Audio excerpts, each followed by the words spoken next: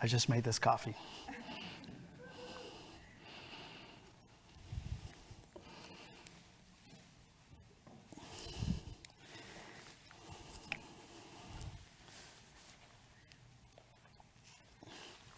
Very delicious cup of coffee.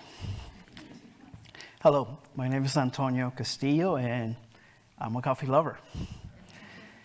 From the moment that we sip a cup of coffee, we are stepping onto a bridge without realizing it. It is such an invisible bridge that connects us to two amazing people and their untold stories between two worlds. The global south, which are developing low-income nations, and the global north, which are highly developed, high-income nations. And between these two worlds, many people come together to shape the journey of a coffee bean. Most likely grown in a small coffee farm somewhere in the global south, this coffee bean goes through a series of changes and processes, and then it begins to travel along this chain of activities that connects the global south to the global north. Between each of these activities, this coffee bean gets transformed and value is added all the way to the end that makes it possible for us to have a cup of coffee in our hands. This is the final link between these two worlds on this invisible bridge. In other words, when we hold a cup of coffee, this is the final link of what we call the global coffee value chain. Coffee is one of the most demanded beverages around the world. We consume about 2.5 billion cups of coffee on a daily basis. That is a lot of coffee. And the global demand for coffee is at its all-time high. It is projected that in the next 5 years, the coffee market size, the global coffee market size is going to be about $174 billion US. The coffee industry is huge. But if we look deeply into the coffee industry, we're going to find a problem. Let's imagine that we walk on this bridge, on this invisible bridge that connects those two worlds, and we start at the global north. And as soon as we step on this part of the bridge in the global north, we're going to stumble on a power asymmetry that creates a significant economical and bargaining power imbalance in the global south. As we continue walking towards the global south, we're going to see this imbalance affects many small coffee farmers.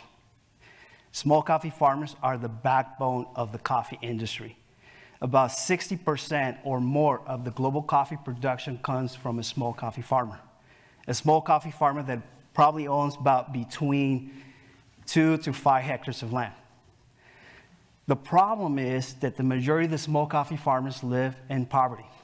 In certain cases, they live in extreme poverty. So I've been on a quest to understand why and how this imbalance that exists in the global south exists in the coffee value chain. And throughout this journey, I've been asking very tough questions.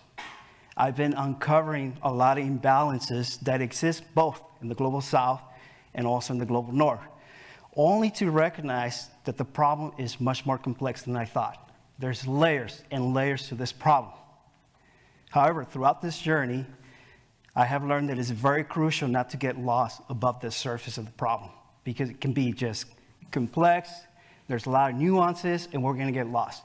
However, if we look underneath the problem, we can start understanding what are those structural causes that create this problem. And from there, collectively, we can come together and create a meaningful change to bring balance, equity, and more interconnection in this coffee industry. So I've been on this journey trying to connect those realities between the global south and the global north. So let me tell you a little more about my journey and how everything started. About 4 years ago, I traveled to coffee regions located in the southern part of Mexico, Chiapas and Oaxaca. Those are states known for their specialty in high-quality coffee.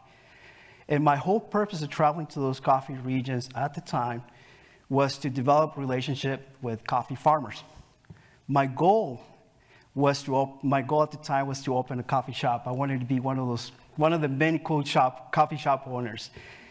However, is I spent time with many small coffee farmers. What was that initial goal evolving to a mission to understand what are those structural causes that are creating this humongous inequity in the coffee industry, especially that is affecting small coffee farmers. And small coffee farmers are the ones that produce that product, the coffee bean that brings so much prosperity to the coffee industry. And yet, they're the ones that are earning the least. And they're the ones that have the less bargaining power in the global coffee trade. I was very fortunate that I met the Velasquez family. They invited me to learn everything about coffee farming. This was a small family-owned coffee operation in Chico Moselo, Chiapa, a known coffee region there.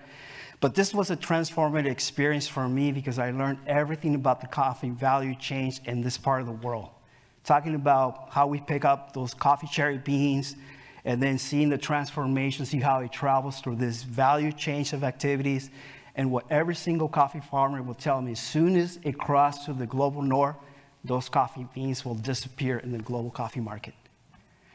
What really impacted me the most about this experience is that coffee farming requires a lot of hard work, a lot of effort. I can tell you about long, grueling days of picking up coffee cherry beans from sunrise all the way to the end of the day, carrying baskets, 60 kilograms bags, only to find out that this family was earning a few dollars a day. Despite making an exceptional coffee, high quality, shade grown, 100 years and plus of family tradition, they were struggling financially. So in the last 2 years, I've been collecting stories from small coffee farmers to understand what are these structural causes that create this humongous inequity in the coffee industry.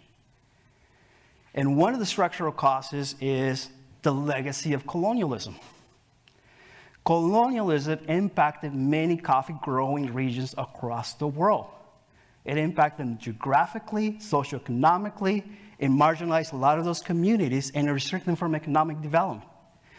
See, when the European colonial powers, when they got a hold of the coffee trade, as they were expanding their colonial territories to the Southeast Asia, Africa, and the America, coffee became a key component of their extracted economic structures that were designed to be very exclusive and only to generate immense profits through the exploitation of labor, and later the division of labor, what we call cheap labor. And within that context, coffee became one of the most important tropical commodities traded in the globalized economy. And that brings us to another structural cause, that the coffee industry is deeply influenced by capitalism. And capitalism doesn't have feelings, doesn't have a brain. It is a political economic system that enables individuals and corporations to own factors of production so they can compete and maximize profit under this notion that we operate in this free market with perfect competition. However, the reality in the coffee industry for a long time is that these rules has created a situation in the global south in which many small coffee farmers have to overproduce coffee, sell it fast, and sell it cheap. While in the global north, we have few individuals that have so much comparative advantage in the market they control, the globalized coffee market, so much capital, so when they go into the global south, they exert their bargaining power and they control the demand. They create what we call an oligopoly market control. I'll define that. Oligopoly means that you have a lot of sellers and few buyers. And those few buyers are the ones that exert the demand and the price of that product. The same actors, so they cross to the global north with more than 50% of the global coffee trade. And we're talking about 5 to 6 transnational companies at this moment that control 50% or more of the coffee trade. Now they come to the global north, and guess what happens? Now they create an oligopoly market control. And I'll define that. Oligopoly means there are few sellers and a lot of buyers. Now here in the global north, with this high demand of coffee, a lot of buyers, and guess what? They control the market.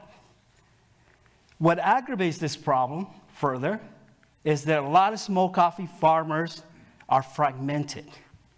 They live in remote areas with minimal or sometimes no access to public goods, like public roads, public transportation, telecommunications, and that aggravates the problem. So now that we have an idea of what those structural causes are, I want all of us to take a moment and ask this question very slowly.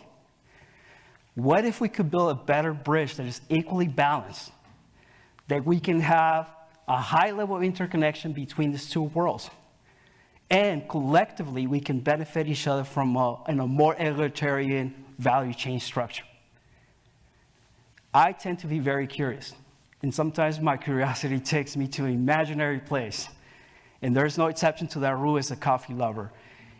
And I imagine the coffee industry, and I ask myself this question: what if you didn't have power of symmetry in the coffee value chain? How would that coffee industry will look like?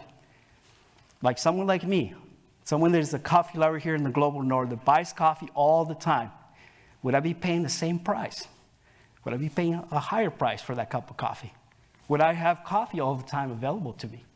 What about the global south, especially small coffee farmers, where they have better profit distribution?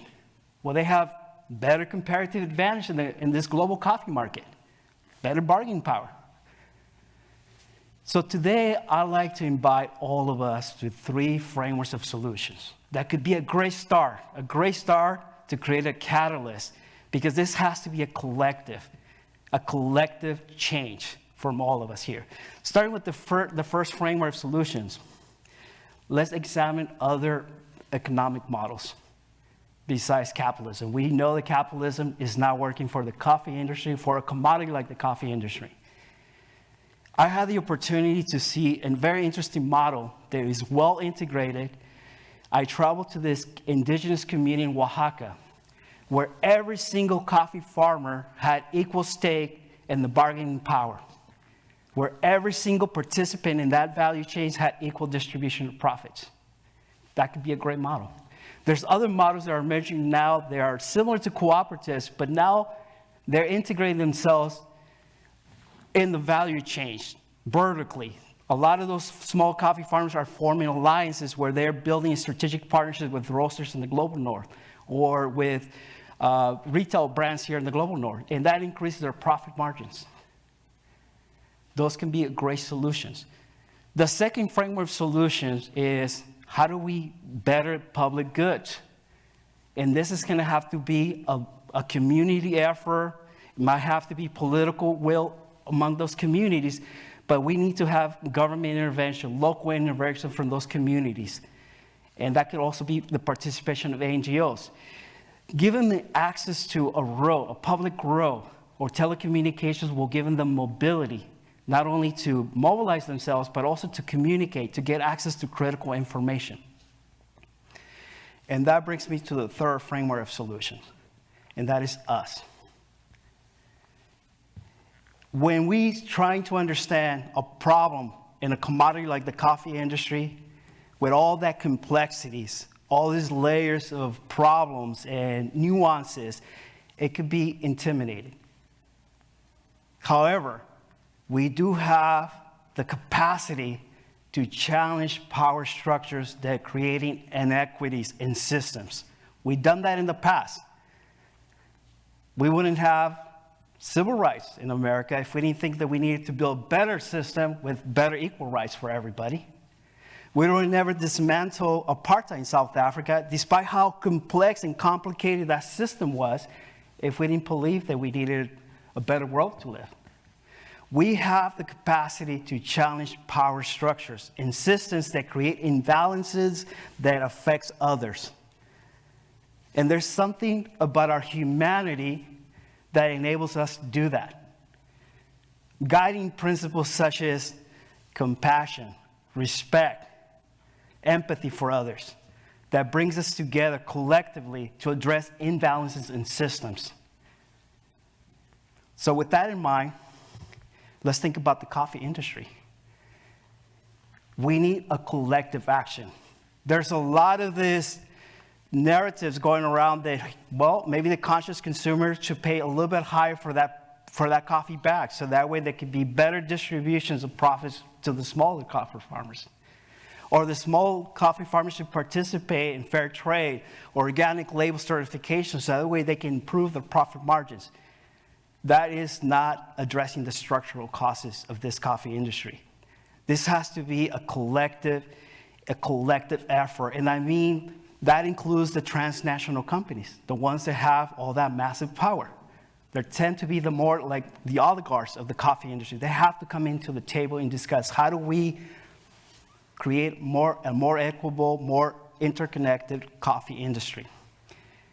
And I like to leave with these words by Mahatma Gandhi, where it says, "You must be the change you wish to see in the world." That can remind us that through collective action, we can build better bridges. Thank you very much. Enjoy your next cup of coffee.